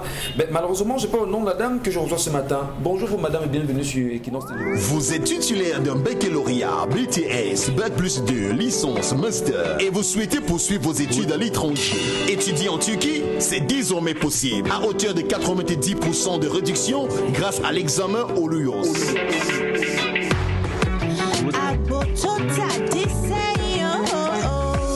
L'examen OLUOS est un test de compétences en psychotechnique et mathématiques. Vous avez des avantages tels que un kit d'études préparatoire avec des anciennes épreuves pour faciliter votre compréhension de l'examen IOS.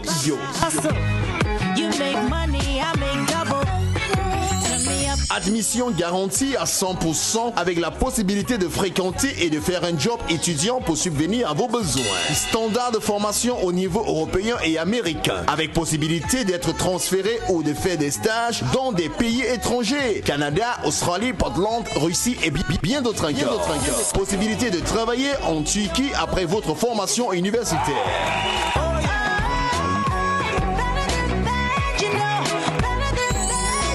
Contactez-nous rapidement via WhatsApp. Vous êtes titulaire d'un Bien sûr, là encore, c'est très fort de vous avoir, madame Liliane Ngozi Verouchka. Bonjour et bienvenue chez Equinox Télévision. Bonjour, monsieur. Eh bien, c'est un plaisir d'être là avec vous. Et déjà, c'est quoi YAS? C'est YAS ou c'est YOS? C'est le YOS. Ça, c'est YOS. YOS. Ça veut dire quoi déjà? Le YOS, c'est un examen international qui vous permet d'intégrer les universités étatiques turques. Mais elle est subventionnée à hauteur de 90% de réduction sur les frais de scolarité. Oui. Ça veut dire que l'étudiant étranger qui désire fréquenter du côté de la Turquie n'a pas besoin de débourser des sommes énormes pour bénéficier des études de haute standing.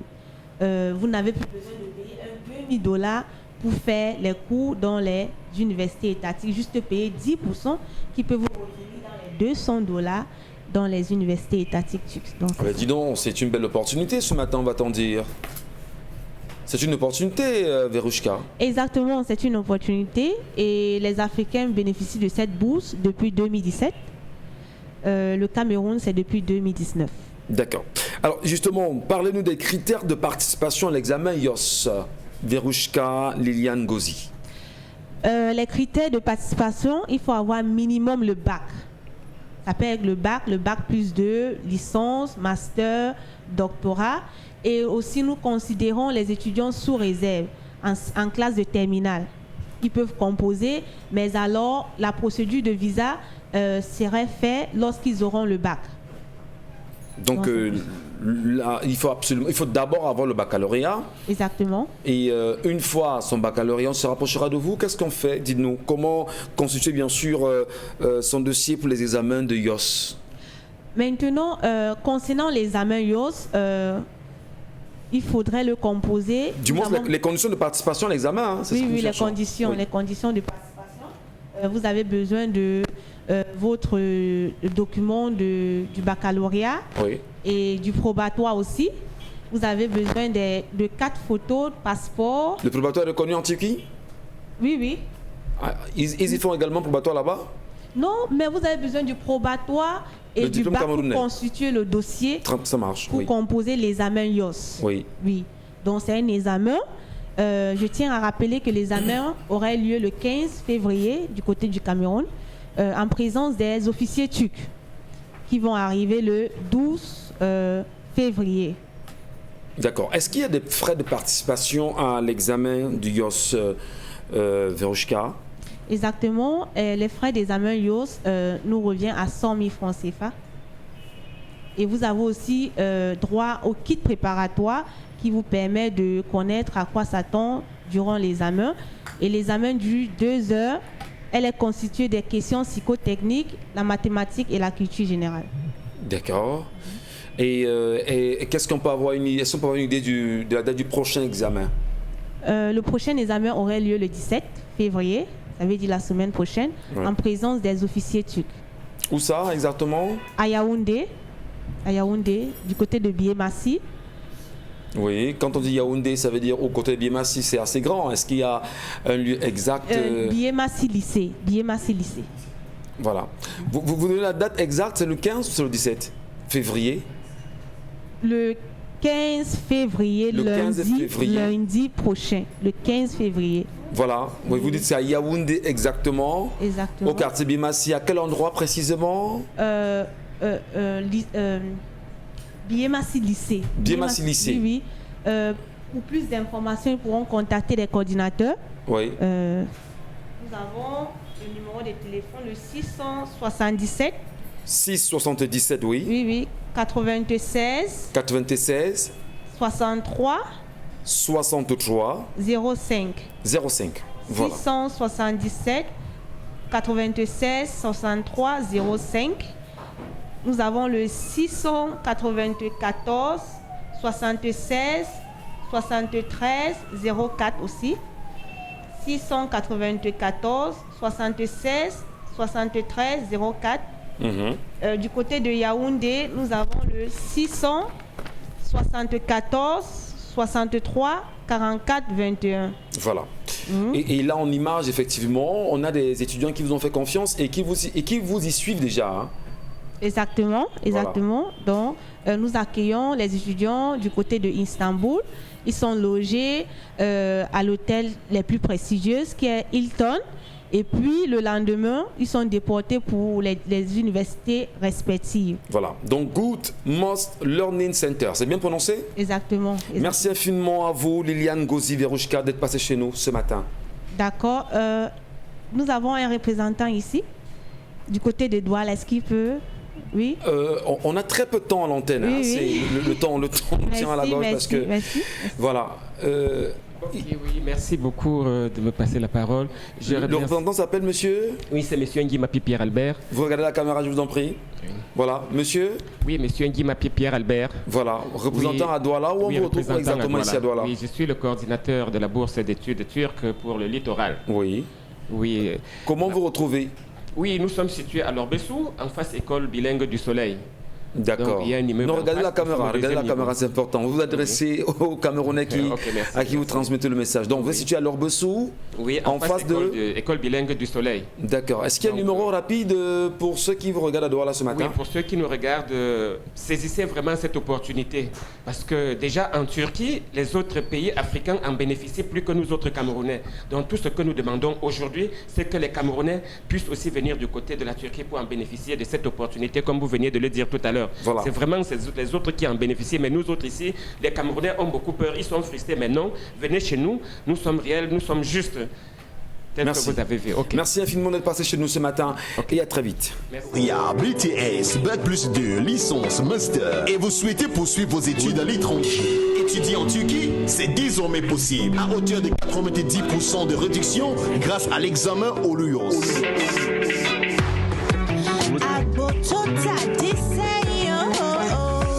L'examen OLUOS est un test de compétences en psychotechnique et mathématiques. Vous avez des avantages tels que un kit d'études préparatoire avec des anciennes épreuves pour faciliter votre compréhension de l'examen IOS.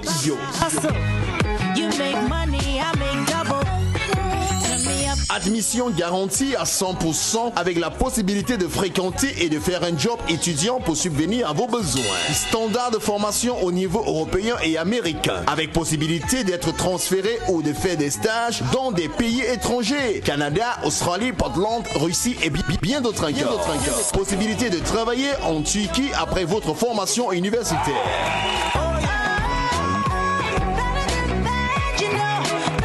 Merci de garder le bon cap avec nous sur Equinox Télévision et 10-12. Le Zénith se poursuit à l'instant. Karine Santia, la revue des réseaux sociaux.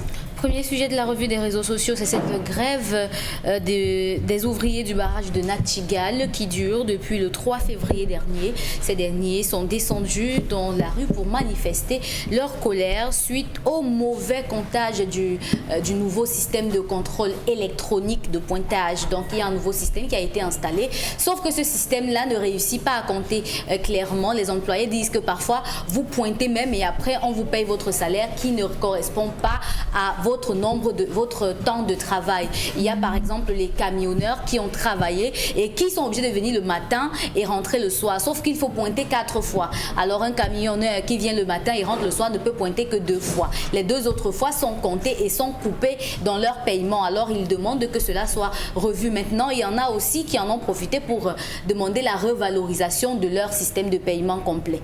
Alors, c'est une grève, bon, Bengan, vous avez appris également. Et en image, là, vous avez ceux qui, parce qu'il y en a qui sont censés être portés, ceux qui habitent à plus de 10 km du site de travail, oui, qui doivent être portés à un niveau d'Oba là-bas. Maintenant, là, dans l'obscurité, là, vous voyez, ils attendent le bus, mais le bus n'est pas venu ce jour-là. C'était lundi. Le bus n'est pas venu et ils ont dû attendre là-bas avant de faire ces images que vous voyez. Donc, c'est un ensemble de choses que ces derniers réclament depuis bientôt plus d'une semaine. Comment est-ce qu'on apprécie ça, Mbombo? Le Cameroun, finalement, c'est des tensions de part et d'autre, à tous les niveaux des tensions dans ce pays. Non, ne me parlez donc plus jamais de l'évolution, parce que j'entends ce mot, nous on évolue, laissez un Mbombo, ce n'est plus l'Antiquité. Nous, avant votre Sokapa, nous on a travaillé dans ce qu'on appelait Hiro. On pointait, c'était manuel. Manuel avec le crayon, le crayon ordinaire. Mais nous, même pas le stylo. Même pas le stylo, crayon ordinaire. À l'époque, ça s'appelait Hiro. Voilà, donc, et nous on savait que bon, le Mbombo, comme n'a pas fait l'école, il vient défricher. Il a défriché tant nombre d'heures par jour. Les autres qui étaient à l'école étaient tout était à la main. Et j'allais dire dans toutes les entreprises, y compris à la douane, c'était fait à la main. Même ceux qui allaient à l'école, on écrivait leur nom à la main. Et il n'y avait jamais eu des poids que vous avez aujourd'hui au bac, au probatoire, à l'université, où on était à l'université tout à l'heure. Les notes ne sont pas sorties. Faites une requête et vous me dites que vous avez évolué. Non, c'est sérieux. Ici, ils ont réclamé qu'on revienne au comptage manuel. Même le ministre des Finances, non. Voilà, il a dit dernièrement, venons au comptage manuel. Mais pourquoi vous nous appelez alors d'indigènes? Revenez alors à l'indigénat, vous apprenez des choses aux méthodes indigènes pour vous permettre d'évoluer comme vous aimez le mot évoluer. Donc les machines ont-elles bégué ou c'est une mauvaise volonté? Il s'est trouvé que justement le système de pointage qu'on disait là-bas, numérique ou tout ce que vous voulez, électronique ou tout ça, n'y vaut rien, est grippé, est complètement grippé.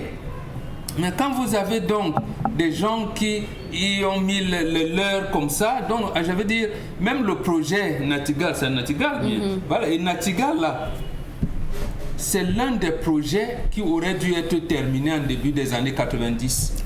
Parce que quand à l'UQAM commençait à dire à l'État du Cameroun que bon, vous savez, voilà, le niveau, l'énergie que je reçois ne me permet plus de on a lancé le projet Nachtigal qui était, je veux dire, on voulait relancer Nachtigal.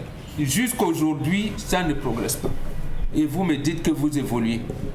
Donc, vous voyez, les simples manœuvres, on n'arrive même pas à compter les heures, les simples manœuvres. À l'université, on n'arrive pas à compter les heures des étudiants, les notes des étudiants, leurs cours. On n'arrive pas à compter l'argent de leurs enseignants. Voilà tout le Cameroun. Lorsque Oumniobé parle donc de lutte unie sur tout le front, ça veut dire que, comme on dit au quartier, ça ne laisse personne. Ah oui. Charles, comment vous appréciez cette grève-là, ces ouvriers? Monsieur Michel, je vais vous dire quelque chose qui certainement ne va pas vous surprendre. Ce pays entretient et sécrète le faux et la corruption. Je dis bien, ce pays entretient et sécrète le faux et la corruption.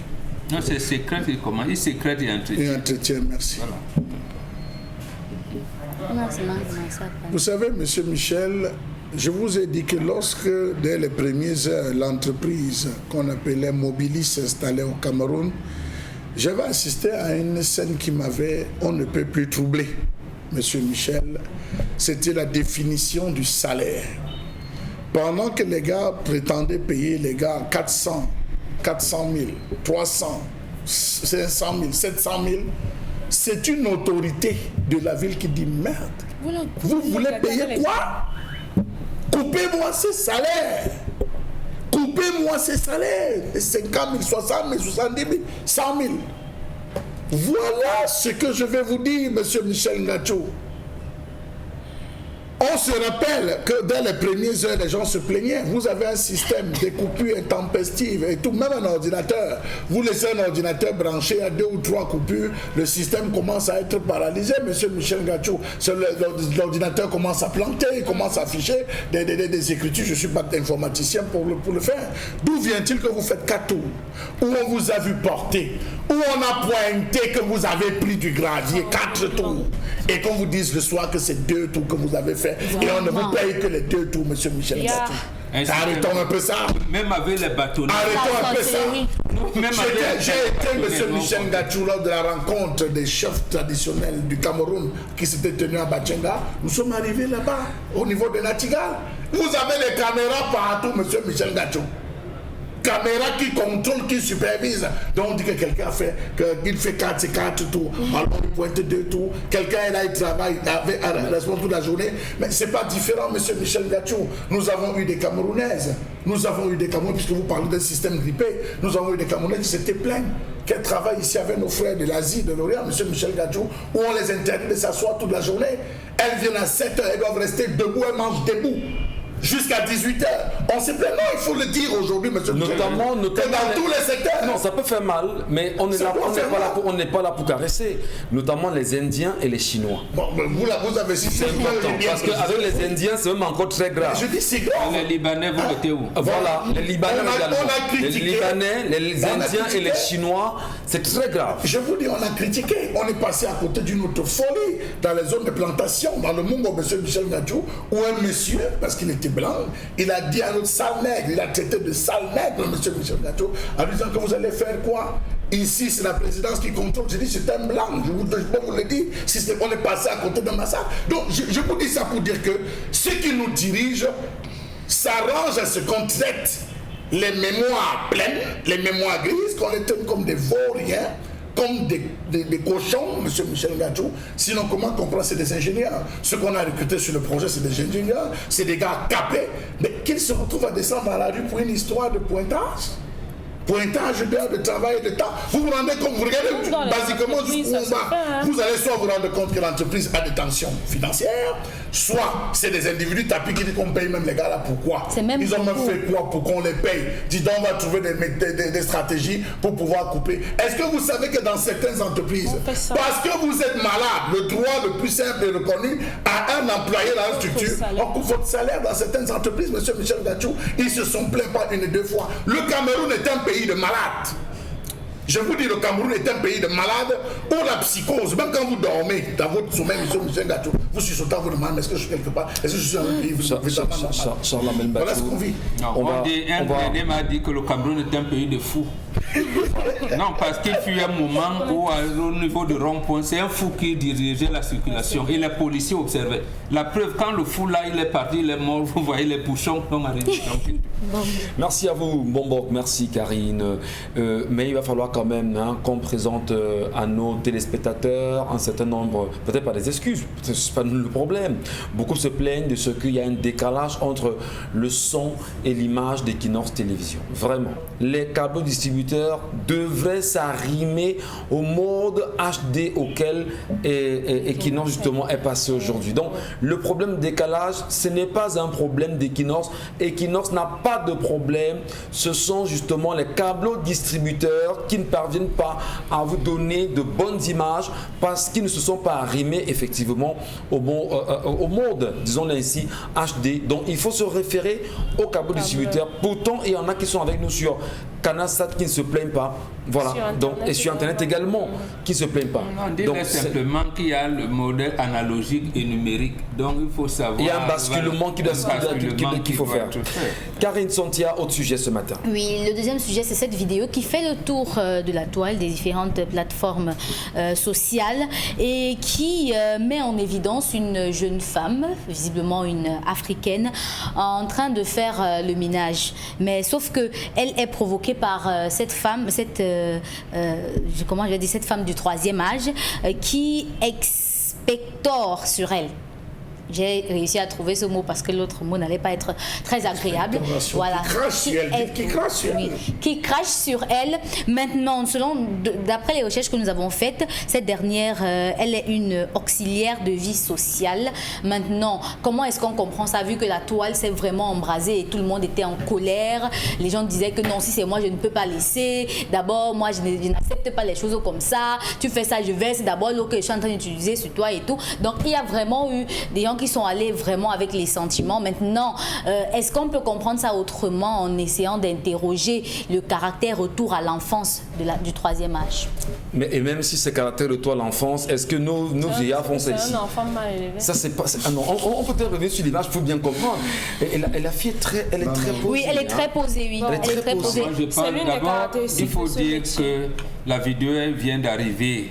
Nous, mais c'est une vieille vidéo. Ah, d'accord. Ça date de longtemps. Et ça montre une chose particulière, le racisme des Blancs. Quand Donald Trump est venu là avec des trucs, vous voyez, on assassine un policier, ce n'est pas parce que hier, on le fait toujours. Mais il y a des actions qui sont moins médiatisées que d'autres. On doit suivre ça. Vous pouvez recruter même des ingénieurs sortis de la même école polytechnique de Paris. Ils sont recrutés, je ne dirai pas le nom d'entreprise puisque j'en connais, avec leurs camarades européens, ils sont là, vous allez voir, il y a une disparité dans le salaire. Maintenant, au bout d'un moment, vous allez voir les Occidentaux monter en grade, en échelon et tout, les autres resteront là. Et comme les Africains ont un cerveau élastique, ça veut dire qu'ils ont appris, plus qu'ils les ont même battus dans leurs écoles, ils deviennent les formateurs dans ces entreprises-là. Ils viennent former les enfants qui deviendront leurs patrons. Donc, mais ici, lorsqu'on est donc dans le cadre de ces métiers-là, comme assistant social, ainsi de suite, c'est grave. En fait, quand on vous parlait ici, à partir des années 1494, avec l'esclavage, avec tout, c'est là pour montrer, les Européens ont commencé à montrer leur supériorité. À l'époque, il y en a qui vous disent, ah oui, on évolue. Donc, il faut que chaque fois, ces actes-là soient véhiculés. Pour montrer justement le racisme qui existe dans ce monde. Alors, Dominique Audrey, comment vous appréciez cette image qui aujourd'hui, on a très bien dit, refait surface et fait le tour de la toile à nouveau? À première vue, ce n'est pas la première fois que la dame subit ça. Puisque la vidéo a été préméditée, je veux dire qu'il y avait un téléphone là qui montrait déjà la mamie en train de lui cracher dessus. Donc, elle savait que cela allait se produire et que la grand-mère allait enlever tous les déchets qu'elle a dans la bouche pour lui cracher dessus. Le métier c'est auxiliaire de santé dans les EHPAD, c'est un métier qui demande beaucoup de de tempérance, beaucoup de patience et de compassion pour ces personnes âgées. Bizarrement, nos frères africains, ils sont investis. Il y a beaucoup de Camerounaises. Je regardais le journal français il y a quelques semaines et je voyais une Camerounaise qui disait vraiment, elle a passé l'examen et tout, et elle se sent bien dans ce métier-là.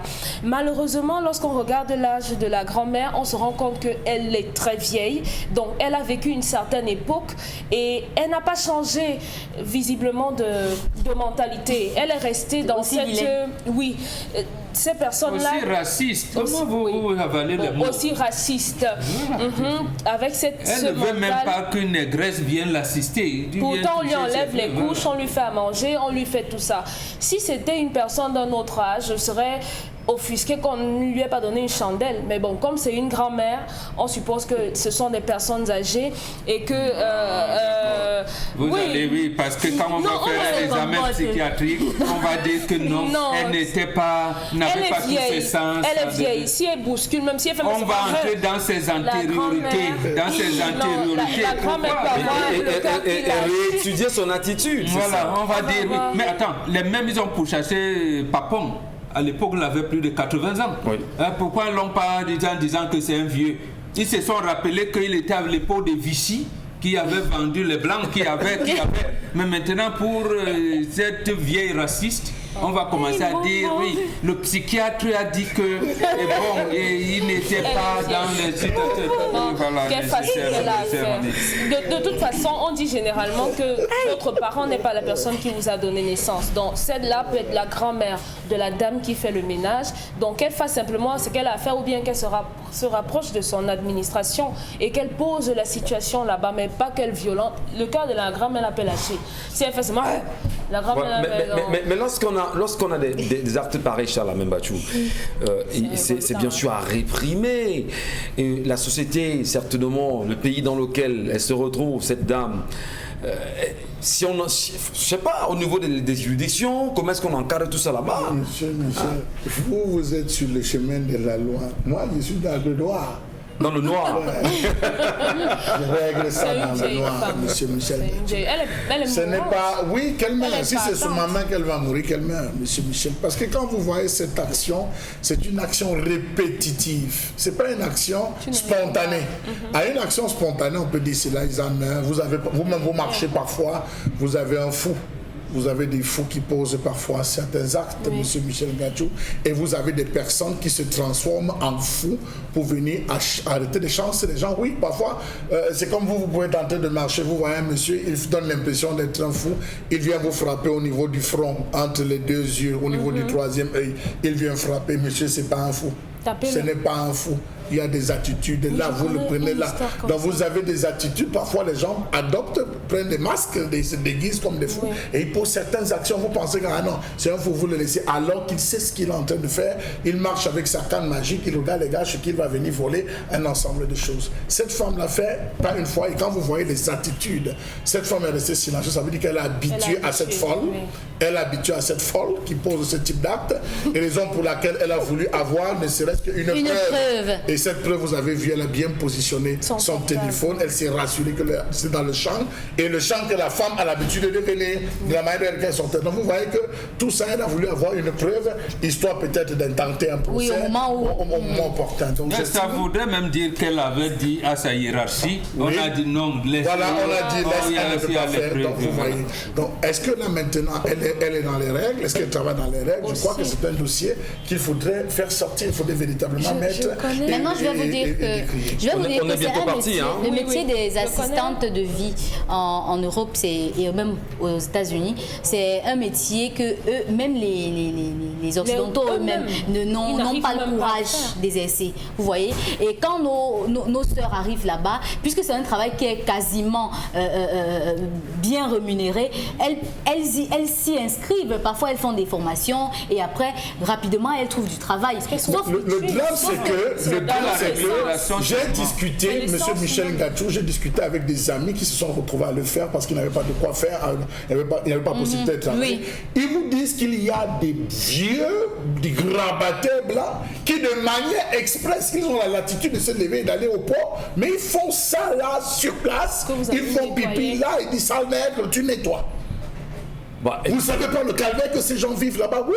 Quand ils viennent ici, vous donnez de l'argent. À un moment donné, je dis bon, chacun se fait un choix, c'est un choix, mais il y a métier. Vous revenez toujours avec vos choses. Moi, non, le problème. Je n'ai pas dit vous